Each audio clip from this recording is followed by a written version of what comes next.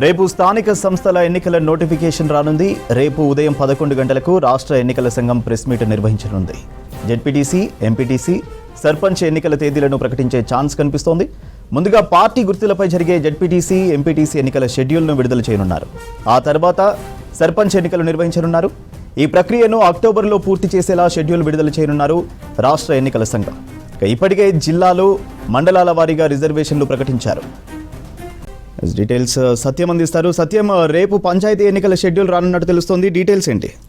మధ్యాహ్నం 11 గంటలకు రాష్ట్ర ఎన్నికల సంఘం మీడియా సమావేశం నిర్వహిస్తుంది. రేపు ఎన్నికల నోటిఫికేషన్ విడుదల చేయడానికి కసరత్తు చేస్తుంది. ఇప్పటికే రాష్ట్ర ప్రభుత్వం స్థానిక సంస్థల ఎన్నికలు నిర్వహించడానికి అన్ని ఏర్పాట్లు చేసుకుంటున్న నేపథ్యంలో ఎన్నికల కమిషన్ కూడా ఇప్పటికే శాంతి ఈ పోలీస్ డిపార్ట్మెంట్ కూడా మొన్న సమావేశమై ఎన్నికలు ఏ విధంగా నిర్వహించాలి, షెడ్యూల్ ఎన్ని రోజుల పాటు చేయాలనే అంశంపై మొదటి సమావేశం నిర్వహించిన నేపథ్యంలో రేపు మధ్యాహ్నం ఎన్నికల సంఘం సమావేశం నిర్వహిస్తుంది. రేపు ఎన్నికల నోటిఫికేషన్ విడుదల చేయడానికి పూర్తి ఏర్పాటు చేస్తుంది. రాష్ట్ర ప్రభుత్వం ఇప్పటికే ఎంపీటీసీ, జెడ్పీటీసీ ఎన్నికలను ముందుగా నిర్వహించాలని నిర్ణయం తీసుకుంది.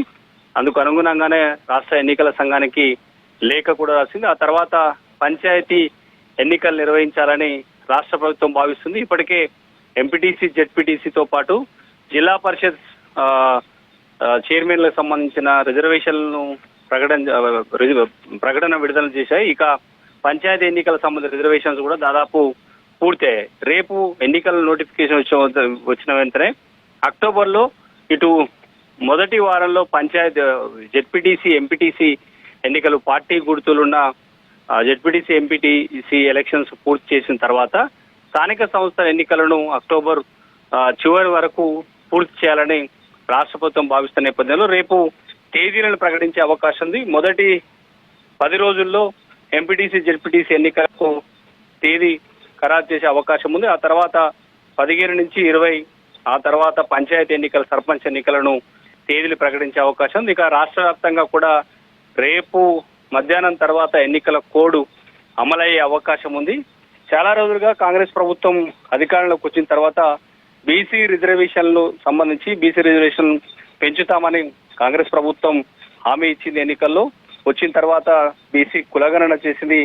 42% రిజర్వేషన్ చేయడానికి ముందుగా అసెంబ్లీలో బిల్లు చేసింది. దాన్ని చట్టం చేయడానికి రాష్ట్రపతి దగ్గర పెండింగ్ ఉండడంతో మరోసారి ప్రత్యేక జీవో తీసుకొచ్చి 42% రిజర్వేషన్తో ఇటు స్థానిక సంస్థ ఎన్నికలకు రాష్ట్ర ప్రభుత్వం సిద్ధమైంది.